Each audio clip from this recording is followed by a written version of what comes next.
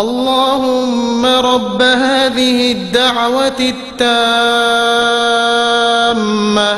والصلاة القائمة آت سيدنا محمدا الوسيلة والفضيلة والدرجة الرفيعة وابعثه مقاما محمودا الذي وعدته وارزقنا شفاعته يوم القيامة إنك لا تخلف الميعاد.